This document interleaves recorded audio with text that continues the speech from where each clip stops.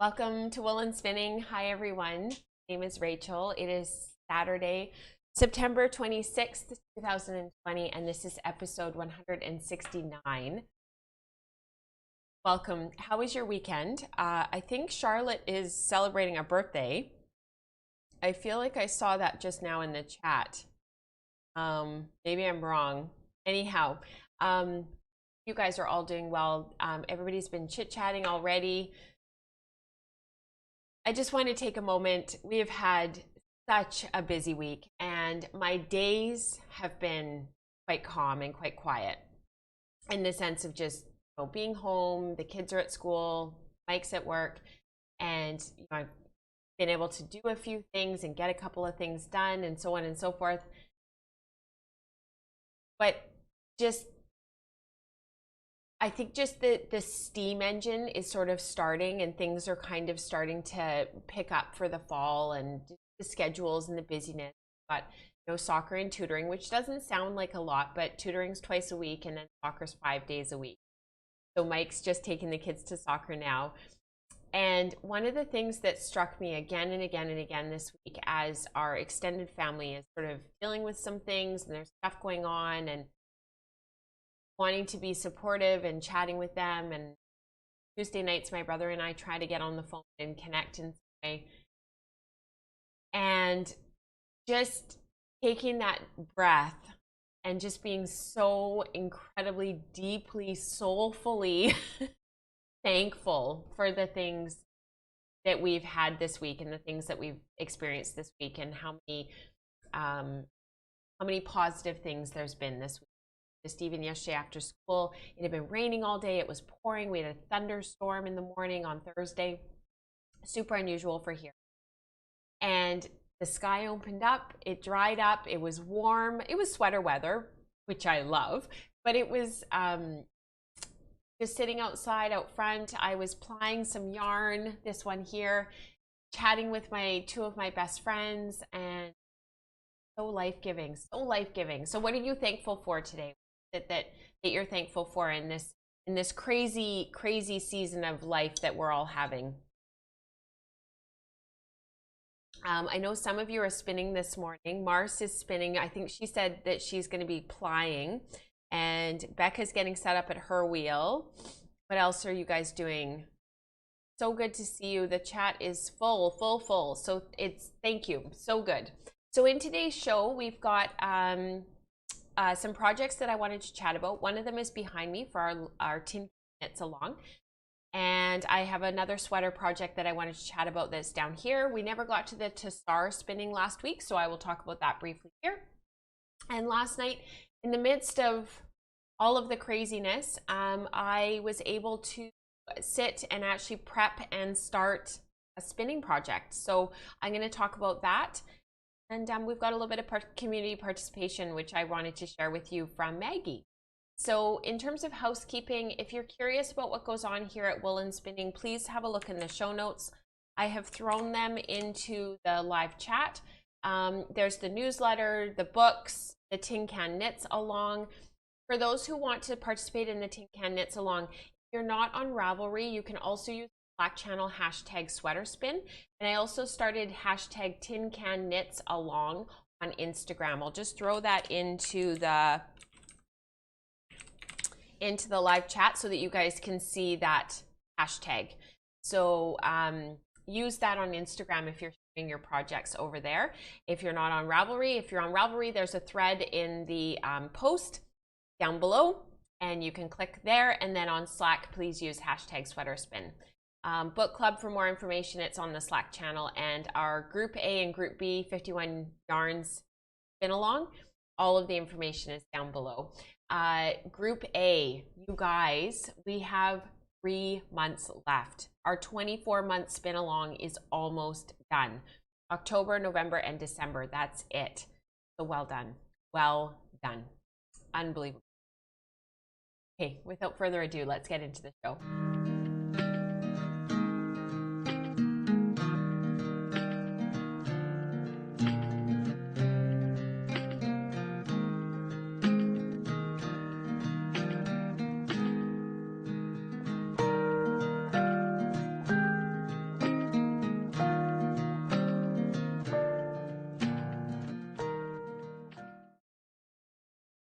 So I want to read some of these that you guys are sharing. I'm really thankful for finding this community. It already means a lot to me. Cheesy but true. Thank you, Jenny. Thank you for sharing. Finished a hand-spun sweater this week. Thankful I got my sewing machine working today. Today, nursing baby and swatching 51 yarns. Wonderful, Rebecca. It's good to see you. I know you guys have cold weather. I think you said it's 0 degrees. So you're getting into some real like winter weather now. Rebecca, for those who don't know, lives in the Arctic. She's in Nunavut, which is one of our northernmost territories in Canada, and she's in Rankin Inlet. And Nora keeps saying to me, when are we going to see Rebecca? When are we going to see Rebecca? I'm like, well, when there's this thing that passes that's affecting the whole world. Anyways, we will get there. We will get there. I'm grateful for music to listen to while working and walking. Thank you, Becca. That's awesome. Oh, Sarah's working on her shifty. I hope that's going well, Sarah. I'm excited to hear about your progress on that, because I still want to knit that sweater. I own the pattern. I bought it. I just haven't been able to get it done. Tracy says she's grateful for time with family. Oh, Barb, that's wonderful. She's casting off a Kat Bordy's sock pattern in her honor. Yeah, our thoughts are with Kat Bordy's family at this time as they enter the mourning. Kat's lost. She's a huge loss to our community. If you haven't seen some of her just what's that word? Ingenious sock patterns, they're incredible. If you haven't knit one of her patterns, I really encourage you to, especially in her honor. I'm grateful for some friends and family who have particularly stepped up for me in the past few weeks. That's wonderful, Jennifer. I just finished plying my second sweater quantity. I'm thankful for the long weekend so I can begin a new project. Wonderful, Sarah. Thankful for pockets of maker community and new friends I've made due to the new channels of community in this year. Wonderful, Jean. You know, it's funny, the online making community, I think through all of this has really been a lifeline for many of us. And I think it's just really great that we're able to be here and be together. Thankful for my family and their support. From Elizabeth. Thankful for a nearby public library that is finally open. And that's wonderful, Bridget. I'm glad to hear that. Thankful for my family. Kathleen says, this kept me sane through all of this. Isn't that the truth? Oh my goodness. We were just chatting with my sister-in-law this morning, you know, and she's been having a struggle through the whole time. And it's just nice to be there for one another and able to text back and forth in real time and actually respond in real time. It's such a wonderful thing. Thankful to the internet. Let the community continue, from Mars. Hey, Brownberry. If you don't watch her podcast, watch her podcast. It's awesome. I'm just getting caught up with it. Grateful for my dogs that keep me sane, and for Zoom, from Eve. Grateful for family and fiber, working on spinning for my Nodiska. That's from Leanne. She's got these gorgeous yarns that she's working on, which is they're just beautiful. This gorgeous denim-y blue, my favorite color of yellow. So that real like kind of grello sunflower kind of yellow with this gorgeous sky blue. And she blended the colors on her, so she dyed the fiber and then blended them on her blending board, and she's just got these gorgeous colors as a result. If I was really on it, I could share with you a photo of them right now. I don't know if I can be that quick, but if you guys are happy to wait for just a second, her sweater, it's worth it to take a moment to share with you her yarn, because I am so grateful for being able to share with you guys the inspiration from our community. And this is why the live stream is always so long. It's because we get into these like side channels. I hope you don't mind me sharing, Leanne, because your colors for this sweater are just amazing. And she blended them up. Oh, sorry. She blended them up.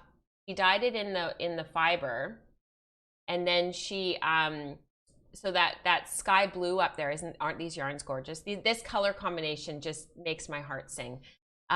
She blended the colors up and then sort of combined them to create these sort of this gentle heathering, and she's been working on spinning more intentionally and getting the colors to work up the way that she wants them to work up, and and getting the yarns to come out the way that she wants them and to knit the way that she wants them. And so she's been working through all of this intentional spinning, and these are the yarns that she came with for her sweater, and they're just unbelievable. That yellow is my absolute most favorite color, like bar none. It is my favorite. So really well done to Leanne. Really, really, really beautiful. Wow, that blending gives such depth, says Jennifer. Yes, those are beautiful. Oh my goodness, those colors are fabulous. You're right, Rebecca, they're absolutely fabulous. Beautiful, says Martha. Yeah, it's nice to be able to lift one another up. I'm grateful for that as well. Okay, let's talk about my projects. So I'm gonna just go to my big camera here. So I've been working through some silk spinning, and I had been able to take a workshop with Kim McKenna, who's a dear friend of mine, through Sanjo Silk and the Silk Weaving Studio here in Vancouver. And one of the things that I've been working through, I couldn't get all of the sampling done during the workshop, and I really enjoyed just spending the time with the ladies and working through these different projects and these different spins. So I did the Muga, I did the Erie, the red Erie, the white Erie, and what else did I spin? I spun some 50/50 Merino Tussa, which was surprisingly, I really enjoyed that one, like really enjoyed it. And all of them I have been spinning differently. So every single one of them I've sort of been taking the opportunity to try a different drafting method. So I had kind of put off spinning the Tasar because I knew that I would really enjoy it, and I didn't want to rush it. I wanted to just really enjoy it and savor it. So for those who don't know what peduncle is, so this is sort of sold as Tasar peduncle. This is a Tasar cocoon of the Tasar silks, and I am not a silk expert by any stretch. I am learning just like you guys as I drop it, but this is a silk cocoon. Block my face so that the camera focuses. This is a Tasar cocoon, and the peduncle silk is the stuff that comes from this part. So the Tasar, what are they called? The not the moth, the words, Rachel. When they make their cocoon, they spin a part of their spinning is to create this peduncle. It's almost like this stem, and they create this kind of anchor that sits on the leaf itself, and then they start to build their cocoon out here. So this one, the worm, thank you, has come, the silkworm, thanks you guys. It's just like words. All I could think of was cocoon and moth. I was like, what is the pupa called? But they're not pupa when they're actually making their cocoon. So the cool thing about Tasar is that you can actually spin this part. The stem part, you can actually spin all of this. So pulled apart, this is what it looks like. It's got this really interesting kind of pulled apart. We talked about this on the Wool Circle, which is a live stream that happens every other Friday. And you can see here that there's even a little bit that hasn't kind of been pulled apart yet. And you can see that that was where it was anchored to underneath the silk, underneath the leaves.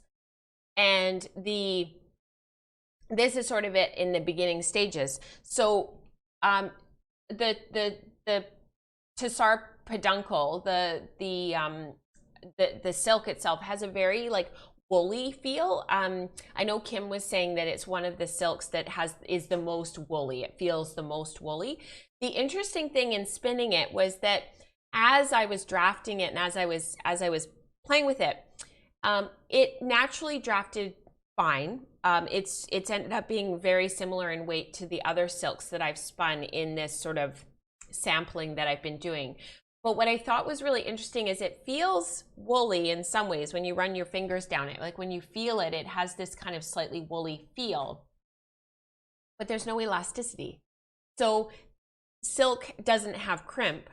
So there's no, when you go to ply it and you go to make your yarn, or when you're spinning your singles, there's no bounce. There's no sproing, there's no elasticity. And when I plied it, I plied it relatively tightly. Silk can take a lot of twist because there's no scales, there's no crimp, there's no there's nothing to sort of keep it from taking that twist. And I know Sarah Lamb says in some of her writing that silk needs a lot of twist because otherwise it becomes quite abraded, and it really the surface of silk can really wear down quite quickly and become quite fuzzy. And if you're going for that look, that's fine, but for harder wearing yarns, and especially yarns that you're going to weave with, you need that higher twist. And I'm not going to weave with these samples. I'm actually going to combine them all into a shawl to showcase all of the different colors of silk. I've been looking at some different patterns on Ravelry that would feature all of the different colors sort of in strips as it goes down. And I had one example of a shawl that I thought would work really well. And I sort of thought if I went with something that was sort of a triangular shaped shawl, that I could fade the colors. So an example would be the Sunwalker by this Fruity Oats knit, this one. So this isn't the pattern, this is somebody's project, but she faded. It's a gradient spin that she did, and she faded the colors through. And I thought that that would be a really great way of sort of showcasing all of these different silks that I've that I've spun. So the interesting thing is, as you're spinning, I was doing this one, I was spinning a short forward, and as you're smoothing, there's just no bounce and no, it might feel woolly to your hand, but when you're actually spinning it, it doesn't feel woolly. It feels like a silk. It also has a little bit of a surface texture, because if you can see, there's that little bit of fuzziness that some of the other silks don't have. Even though the twist angle on this is about 45 degrees, there's this lovely fuzziness that's from the carding of this peduncle fiber. And even my plyback test was has a lovely fuzz to it, and it just really, to the untrained eye, I think to the beginning spinner, I think somebody would think that it was wool. So next to the other silks, it has the sheen. You can see it on the camera, that high sheen, but it doesn't have the same amount of sheen that you would get in, say, Tasar or Muga. The Erie was just unbelievably shiny. Yeah, it was really easy to spin. I didn't find it at all difficult. And I actually have some more. Do you guys want to see what it looks like before I started spinning it? So the actual fiber itself looks like this. Diane at Sanjo Silk sent me a little bit to talk about with you guys. Peduncle silk fiber. So this is actually what it looks like before you start to spin. Let's see if I can find the end. So, you know, again, to the untrained eye, it has that look of wool, but you can see like there's no elasticity, there's no bounce. And of course, just like silk, see all those flyaway fibers. You know, it's very flyaway. So when I was spinning it, I took the preparation, and I stripped it down from the center. Now I'm wearing a band-aid because an orange beat me up, but yes, an orange, like the fruit. So I'll keep my thumb out of there because it'll get stuck to the band-aid otherwise. But I basically stripped it like that from the center and tried really hard not to sort of mess with the actual preparation of the fiber itself. And then I ended up with these thin strips like this, and I spun like that, sort of pulling forward like that. That makes sense? Hi, Melinda, good to see you. Better to be late than not here at all.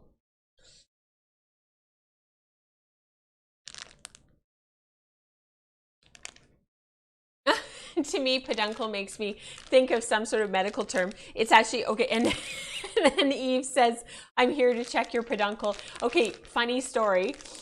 There are, exactly, Sarah, so there are peduncles in the brain. When I heard about this, and I heard about like the peduncles and everything, I just, and these peduncle silks and whatnot, it just made me laugh when in the workshop, because I just thought, oh my goodness, you guys. If you only knew. So Sarah, you must have read my mind talking about brains. Oh, Laureline, welcome. You can always go back and watch. So that is the Tasar. And like I said, beautiful to spin, really enjoyable. I'm really, really happy for the opportunity to spin this stuff. And yeah, it's been great.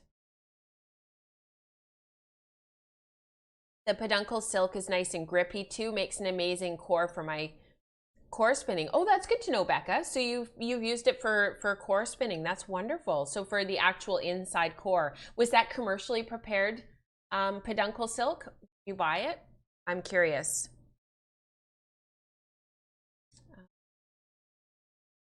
Say that.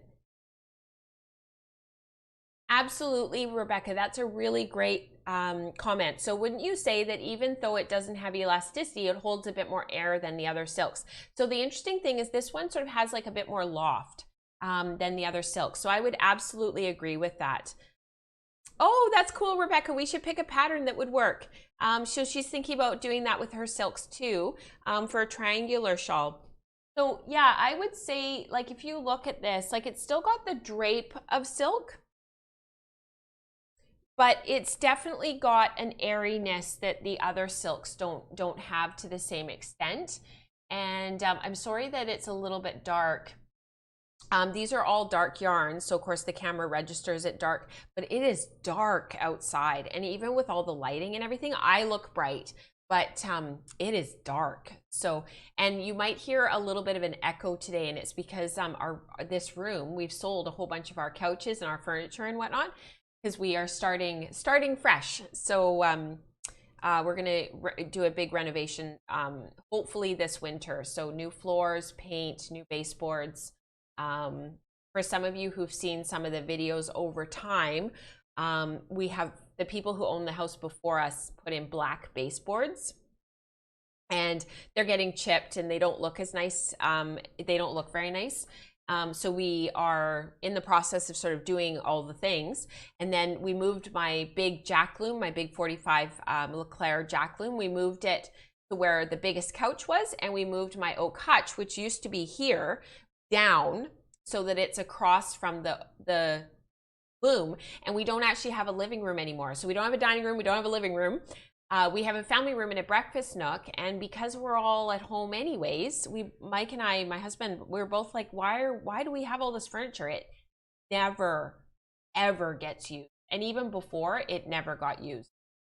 So we decided to let it go. We're gonna get a couple of chairs for in here, and I bought chairs that were conducive to spinning. So it means that I can work at the loom, Mike can read and sit in a chair, the kids can sit in a chair, they've got their desks in here now. Been really life-giving. So. Oh, that's so cool. I had to spin the core for my portfolio, so I spun this core myself. Never seen it commercially. That's very cool, Becca. Oh, how did I get hurt with an orange? Oh my goodness, you guys. Okay.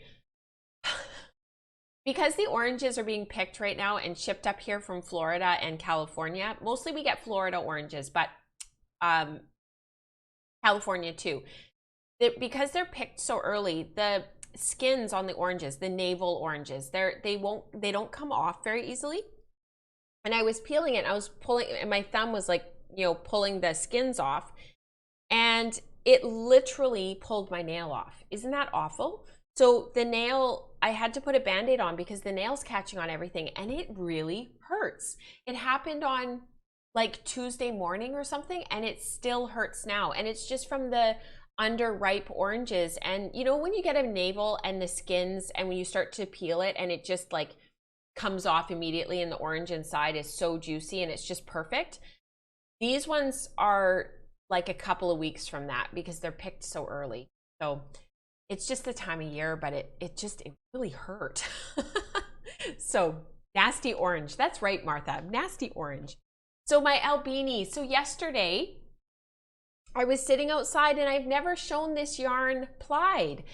The Albini is a cardigan, is a cardigan pattern, and I'll share it with you right now. I'll just show you a picture because some of you probably haven't seen it. Oh, maybe I took it away. I'm not sure that I have the,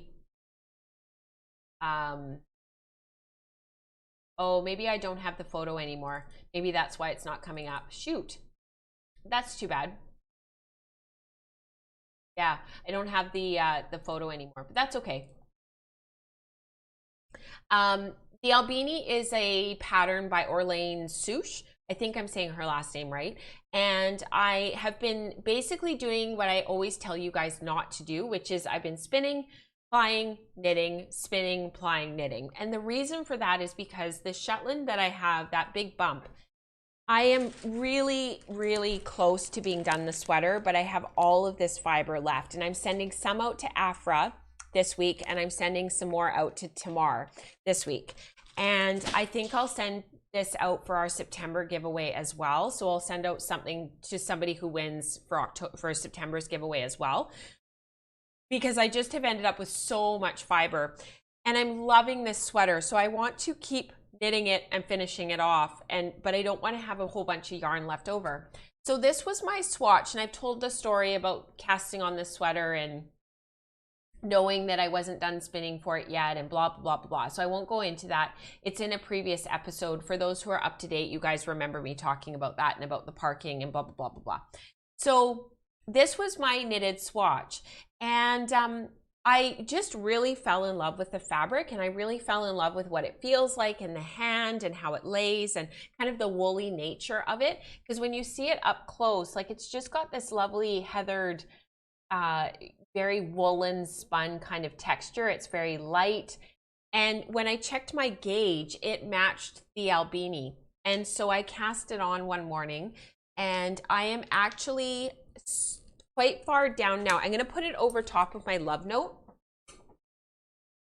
And I've been spinning my bobbins, spinning the singles, and then plying, and then spinning more singles, filling up the bobbins again, and then plying. So you can see that I'm already down here on the sweater itself. The sweater I think is knit to 13.5 inches for the body, and it's not going to be long enough for me. So I'll go a couple of inches longer. I think 15.5 will be a good length for me because I'm quite long through the underarm. There's some side shaping. And then I think you increase again. I think I'm at that point where I need to start increasing for the hips. Picked up, and then there will be a picked up button band at the front here, and then you pick up your collar when you're done. So I'll have sleeves. So I think I'm about between this skein, I think this is probably about 200 yards. I didn't measure it yesterday. I just washed it after I skeined it, and then I'll check my yardage next because I haven't actually done grist of this yarn. So I don't actually know how much more spinning I actually need to do, because once I have the grist of this, I can weigh this and figure out how much yardage is in this sweater to date now. And then I know how much more I need to spin, and I can weigh it off out of the bag. And then I can actually like, let go of the rest of the fiber. I'll keep a little bit just for, to make sure I have a buffer. Does that make sense? So basically what I'm going to do is weigh this. I'll take the heavy needles off, and I'll leave the cable in. I'll weigh the sweater that I have now. I'll weigh this skein, take the yardage of this skein, and figure out the grist of this skein. So the yards of this skein and the weight of just this skein. And then I'll figure out in total what my yardage is that I've used to date and how much more I need. Because I think for my size, I feel like, and then adding a little bit for length, right? Because you always have to, when you're adding any length to a sweater, you need to make sure that you add extra yardage. And so I think for my size, I need about 1,080 yards of yarn. So basically 1,100 yards of yarn. So I'll make sure that I have 1,200 yards, and then I can finish this off. The 3-ply is lovely. I plied this yesterday sitting outside. It was the moment, those moments that I'm so thankful for right now. So I washed and plied this and washed it yesterday, and this is how it came out. It's just absolutely beautiful. Look at that woolen nature to that gives it that haloing on the yarn. It's a 3-ply, very round, and it's just got that lovely, like, you know, a little bit of elasticity, a little bit of bounce, but not too much. I just love the woolen nature of this yarn. I had plied this yarn up as a 2-ply as well, which I've talked about. And knitting with this 3-ply has made me really excited for the 3-ply, for it to knit with the 2-ply as well. And it's funny because Mike said to me the other day, because I was knitting my love note, I had pulled out the Albini to chat with you guys about. I had the Tasar sitting here as well. And then I'll talk about this next. I had my Tunic cardigan out, and Mike says to me, he's like, "Are you depressed? Is there something wrong? All you're working with now is grays, and you've been working with gray for like about a month or a month and a half now, and just, are you okay?" I was like, I really love gray. And I've been wearing a lot of gray too. And gray is not a great color for me. My Auntie Vaughn, who is the reason all of this started, she's my dad's sister. Her and I were like this. She was like the grandma, the aunt, the sister, the cousin that I never had, sort of thing, because we didn't have any extended family growing up. It was me, my mom, my dad, and my brother. And then there was Yvonne. And she would show up every May for 2 weeks, and she was like this sparkle. And I should find, one day I will find a photo and I will put it on the website and be like, in memory of, because I have this great photo of her smiling. And her and I we don't look a lot alike, but we both look like we were related to my dad. I'm very much my dad's daughter. And she said to me once, and it really stuck with me, that redheads don't look great in gray. And she was a hairstylist, she was a florist, and very creative. And she used to say, you know, if you're gonna go with gray, make sure that it's on the slightly browner side, or make sure it's a gray like this, but then put a warm wash over it, like a yellow or a brown or a red, something to warm it up. Anyways, it's funny because it's taken basically my whole life to get over that and to actually start to wear gray again, because I really love gray.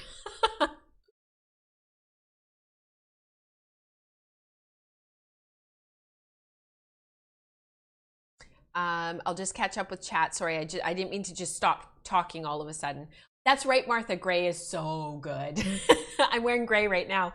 Oh, I should mention this. Yeah, he's very observant. He's very Mike's really, really observant in many, many ways. And I love gray because it goes with everything. And these brownie grays, like this one or this CVM mohair back here, they're very wearable. I think I will put a wash over this one here. I just want to see what will happen.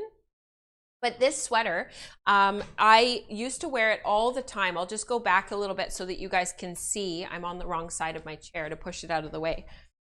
This was it was a pattern in Knitty by Stephanie. Oh no, now I'm going to talk about it and I won't actually remember what it is. I'll find it and I'll link to it. But anyways, I think it's called the Boyfriend Sweater. I've knit this a couple of times, and I knit I think it was the size medium. And this was a tweed. It was an unmarked tweed that I found at the Beehive wool shop in Victoria. And I cast it on a whim. I was at my brother and sister-in-law's. I wanted something to work on. I didn't really have anything. I went to the Beehive to get some yarn, and I still to this day wear this sweater all the time.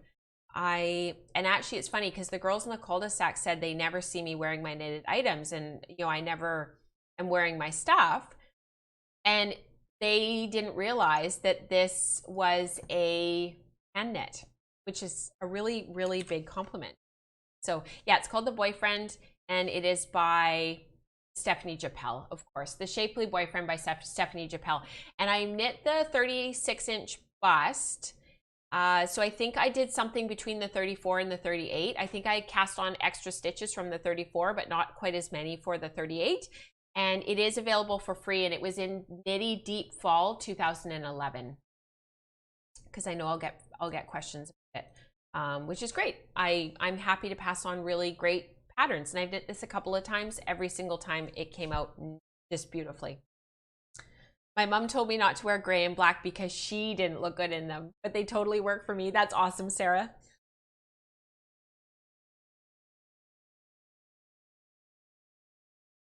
the Hackney cardigan I am making is gray, but it said it was for a beginner. There is hardly any twist to it, and I would not call it for a beginner because the yarn splits so easily. Oh, Sharon, that's so frustrating. When yarn splits, it's so fussy. And it's funny. Okay, that's a great segue into the love note. Let me get rid of the DSLR for a moment, and we'll chat about my love note. So this is for our Tin Can Knits Along. Please join us.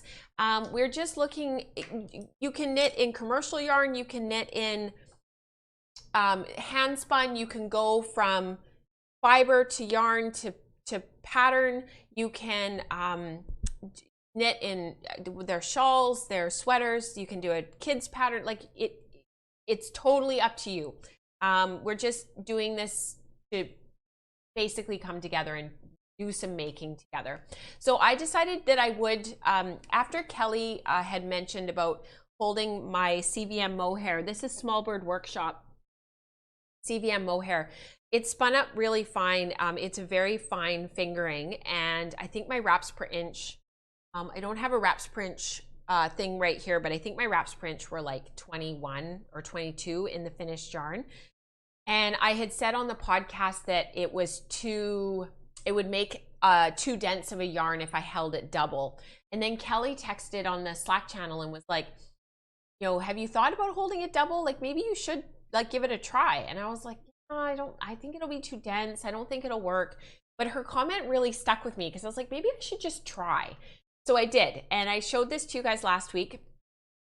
This was my swatch, and it's 80/20 CVM Mohair, and I was really happy with how it came out. It's got that lovely halo without actually having to hold a brushed mohair or a kid mohair yarn with the yarn. The mohair's just in there, and so it creates that halo all by itself, and you can see, especially along the top, all of that haloing.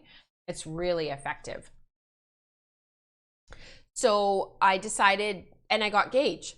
So the love note is you hold a fingering weight and a mohair together, and you create this really lovely loose open drapey fabric on, I think it's 6mm needles if my memory serves. I could look at my needles, but my Addi Turbos are the writing, like the sizing on them is all worn off now, so I have to use a needle gauge. So this is about 2 evenings at tutoring worth of knitting, so about an hour and a half of knitting. This is so fast. I got to about an inch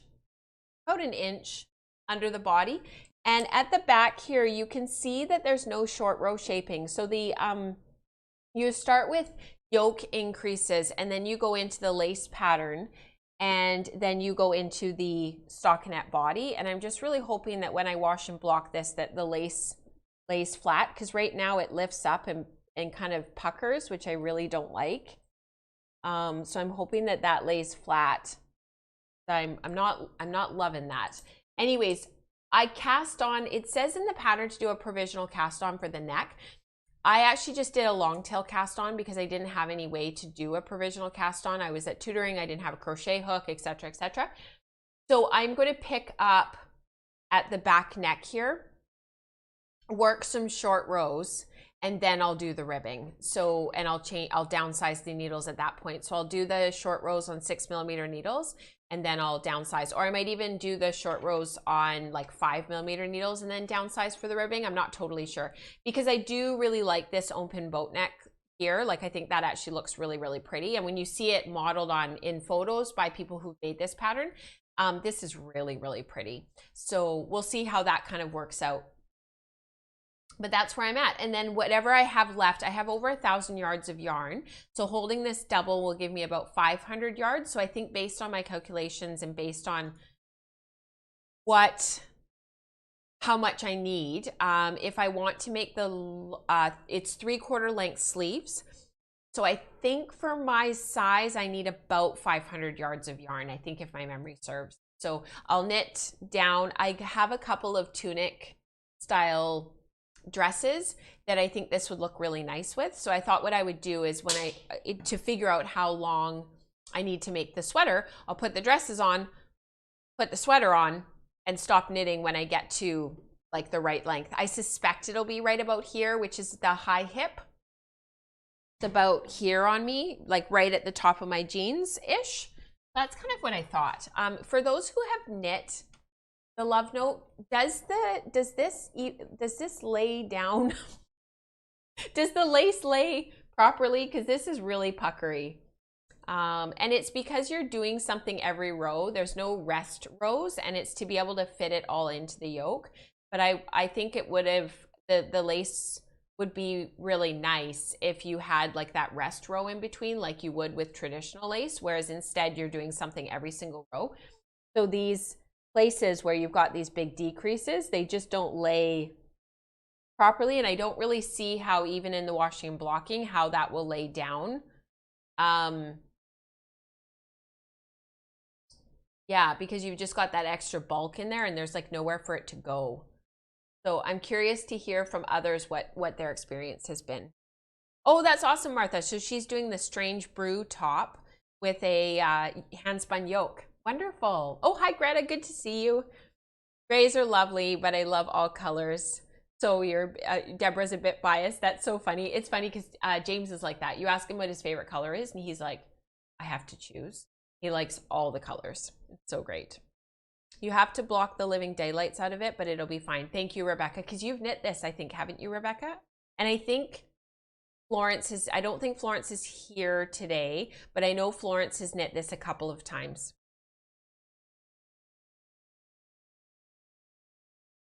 Block in between, oh, like block it now.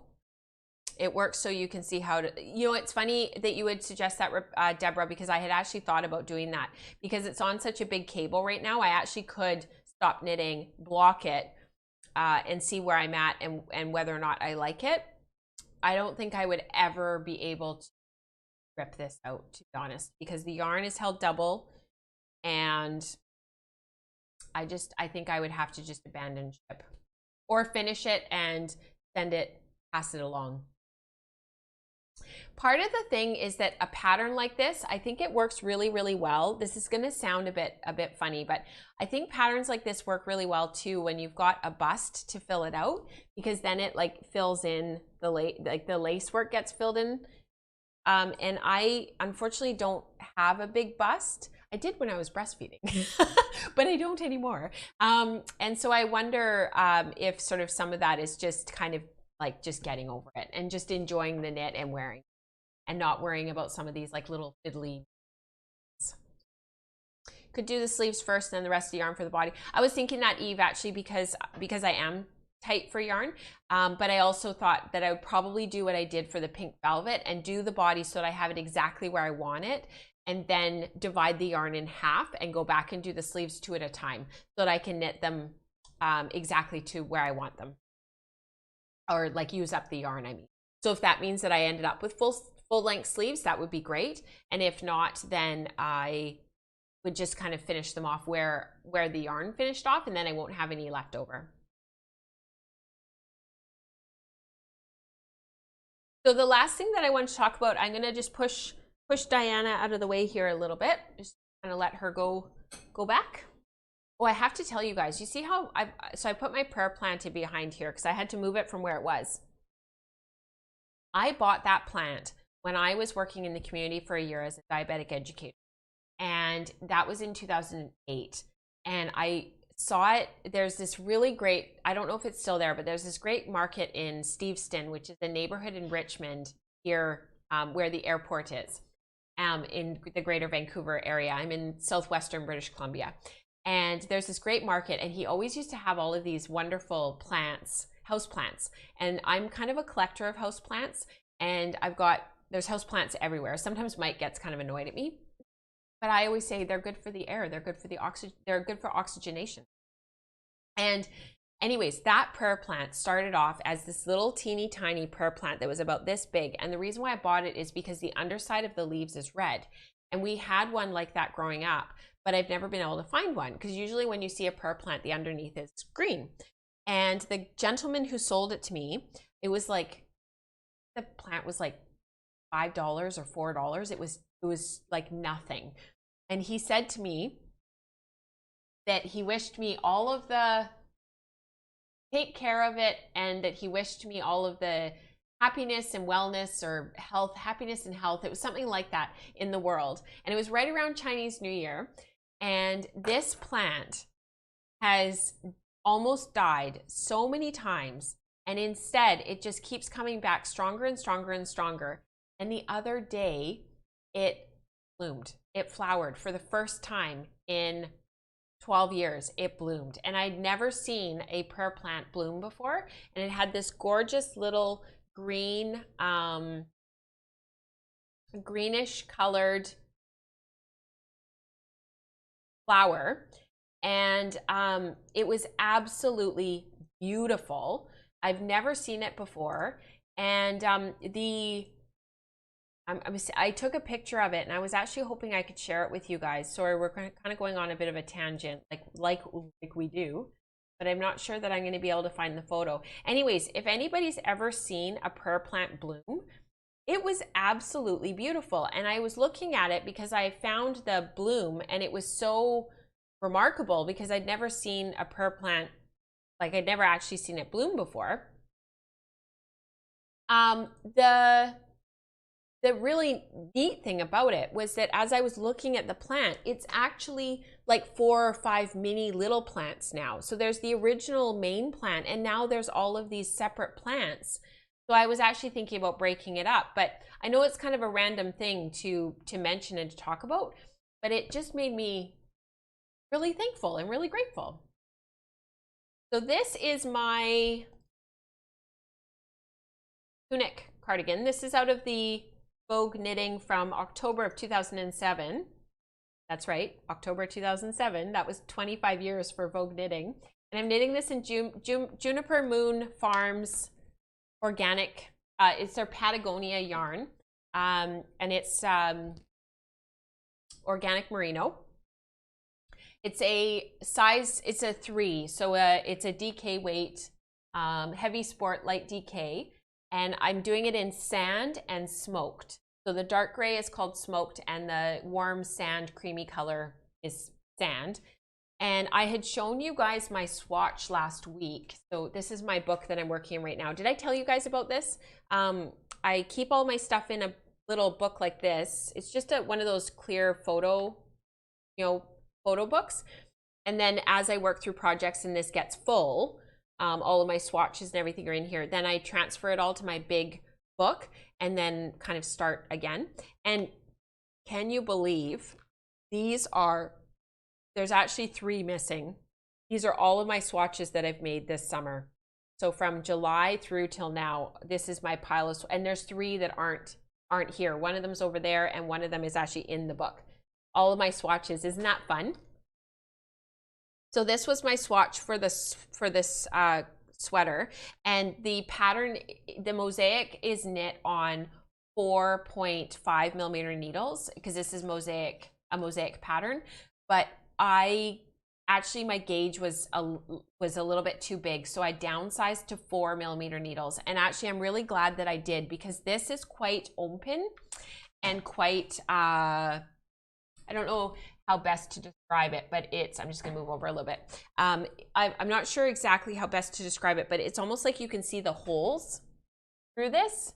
You can actually see me through it and it's just a little bit, it's not super dense, whereas this is creating a much nicer fabric. It's just a little bit denser and a little bit more pleasing. It'll wear a little bit better. And I'm just kind of working my way through. So it's a really interesting pattern because of the mosaic pattern. You actually cast on a certain number of stitches for the ribbing, and then you go up. You go up or you go down? You go down. So you go up. Anyways, there's a very, very different stitch count between the ribbing and the mosaic, and it's so that it lays flat. It's so that it doesn't flare out, and so that you end up with this nice flat edge here, because the mosaic knitting is so much tighter. So when I first sort of started to do the increases down here from the ribbing to the mosaic, and then you decrease again, do your ribbing, and then you increase again. I'll show you the pattern in just a sec. I was sort of like, oh my goodness, this is going to be interesting. But it actually, I can see why she gets you to do it so that you end up with this really nice flat edge here at the outer. So the big modification that I have made, some of you might actually still have this issue. This was the 25 anniversary issue. Like I said, it's from October.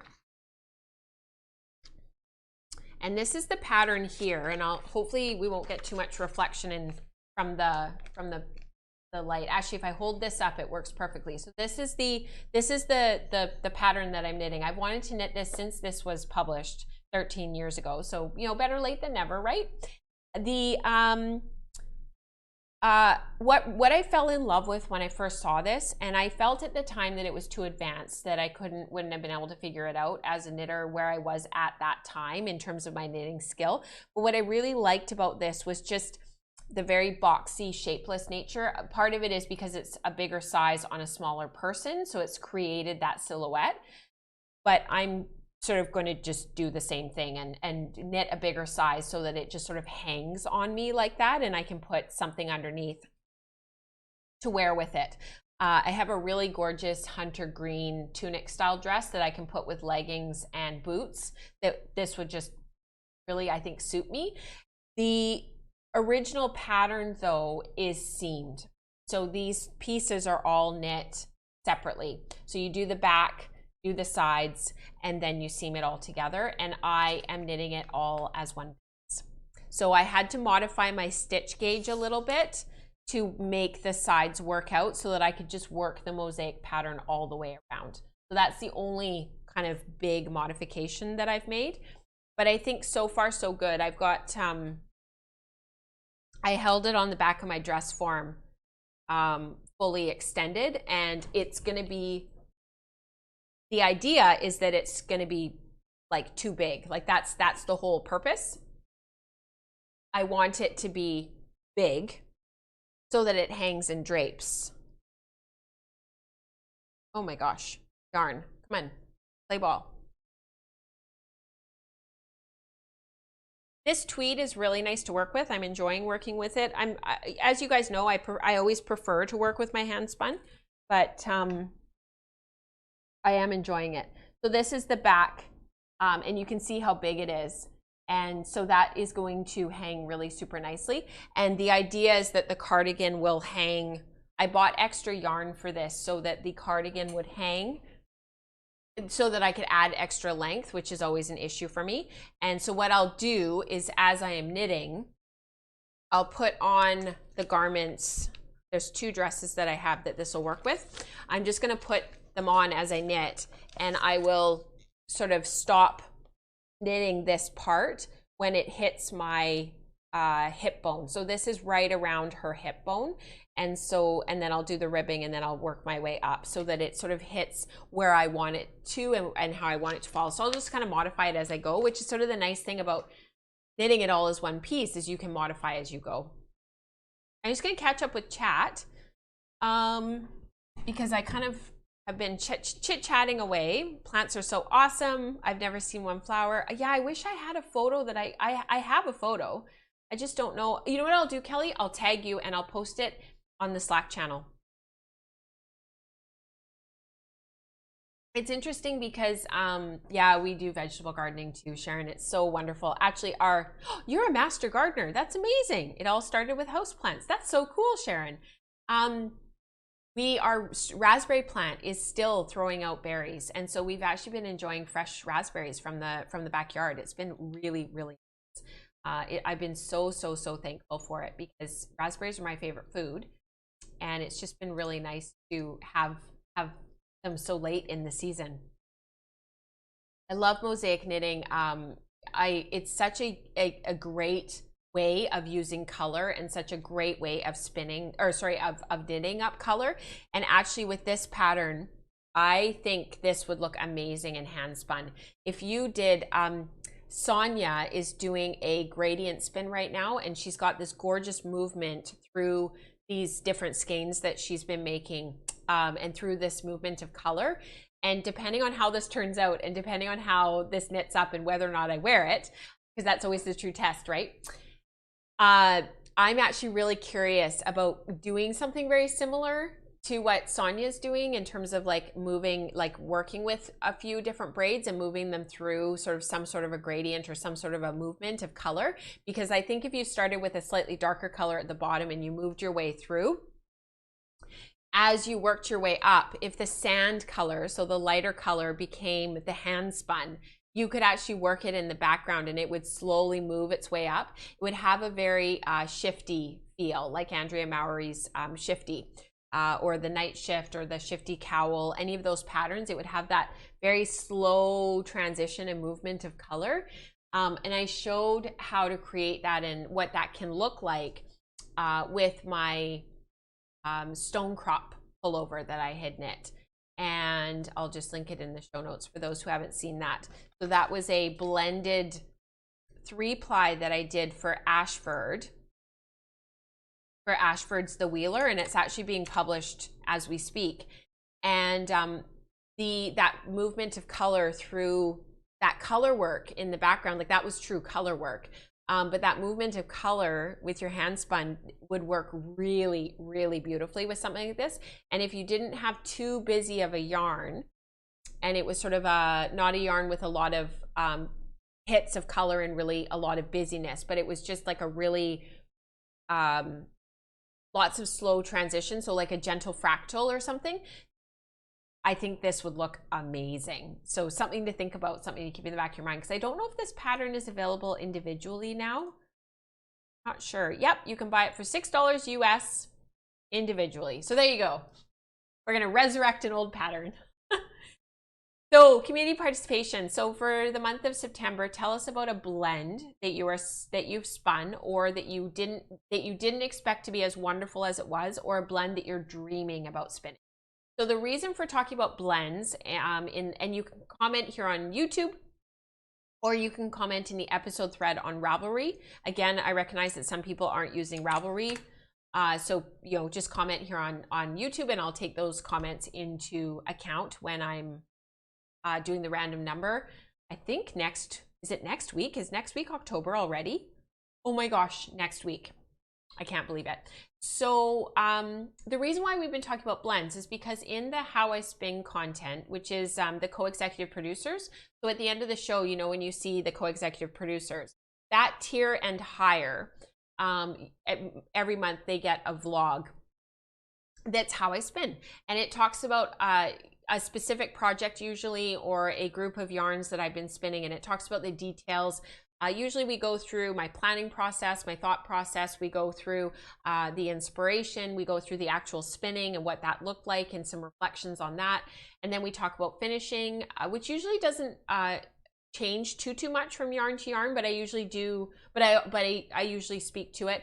And then we talk about what I would do in the future if I knew what I knew at the end of the project. So we sort of go through this process, and that's the How I Spin monthly vlog. And there is a transcript as part of that content as well, with photos and whatnot.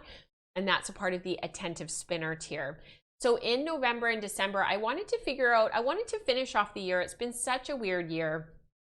And I really wanted to finish the year off with some yarns that I've been particularly inspired by. So we're going to be looking at blends the last couple of months in the How I Spin content. So that'll be in November and December. And so that's why we're talking about blends, and what are some of the blends that you didn't expect to be as great as they were. So maybe it was a alpaca silk mohair blend, or maybe it was a Tasar Shetland blend. Like, there's so many options. It's just unbelievable.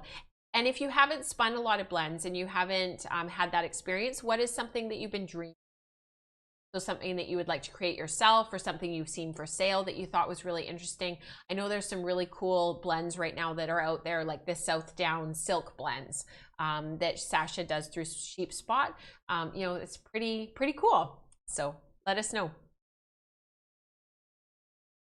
So Breeding Color Studies is running through till the end of the year, and then we'll be starting our next study in January. I am so excited about our next study. Me and Katrina's been plotting and scheming in the background. I'm so excited about it. So for this study from July until the end of December, we did Charolais, which is a French breed, and it's been really awesome seeing everybody spinning it up. So this is from Maggie at Nesting Mag. She's one of our active community members. She's on Slack channel. She's on Instagram as Nesting Mag. And do follow her because her projects are very, very inspiring. She says she finished her spinning her breeding color study batch. She went for soft singles. She split the bat so that the yarn starts at the bright pink color and it goes through the colors and back to the pink. So she did, so she went from the bright pink, so that's that like darky reddy pink there. So you can see on the blend on the board there that the photo that Greta shared with us at the warmest row. Katrina did the bat based on those colors. So you can see in the bat there that it goes from the pink to the antique pink to the white cream to the yellow to the green to the forest green. So what Maggie did was she went from that bright pink to the green and then all the way back again to the pink. So she's got like kind of like a full circle. So she could do like a cowl that starts and finishes with the same color. She could do matching mitts, matching socks. My plan is a shawl, and she's picked the pattern, and it's called the Big Waffle by Susan Ashcroft, which is awesome. I'm excited to see that, actually, Maggie. I hope that you cast that on and share that with us because I'm excited to see what that looks like.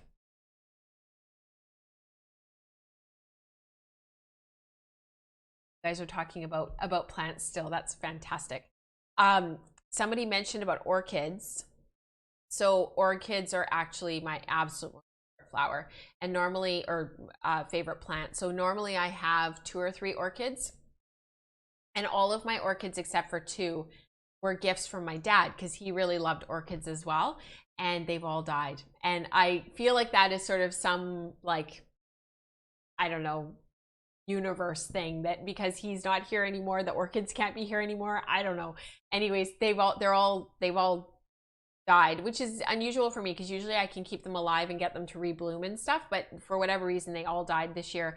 And I had another orchid that was actually a gift from Mike's work after my dad died, and it just died as well. So I'm wondering if the house got too cold all of a sudden at the end of like August, beginning of September.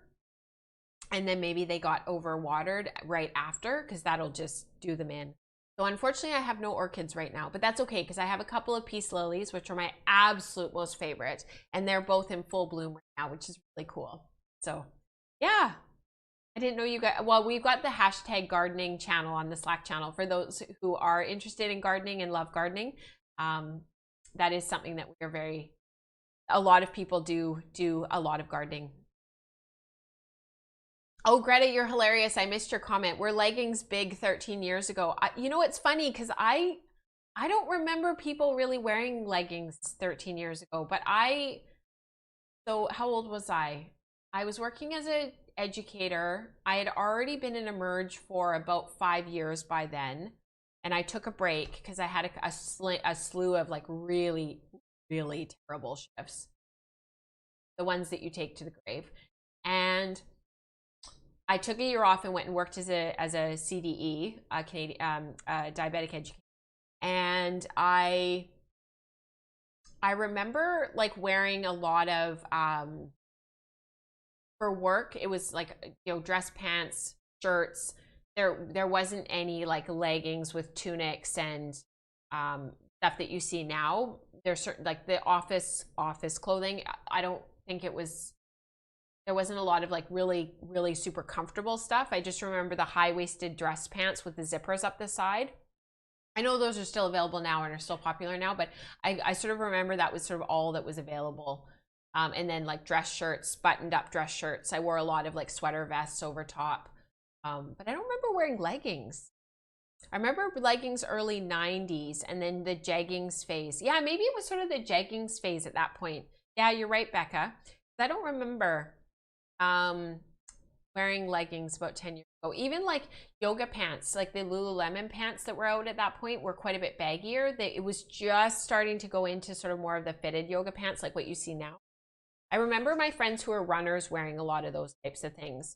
But the rest of us were kind of working in baggier yoga pants, like baggier, like the original Lululemon pants. Yeah, seems like such a blur, doesn't it? I feel like 2020 has been so long, and then all of a sudden, it's there's like all of this life that we all lived beforehand, but now like 2020 is like the looming the looming year.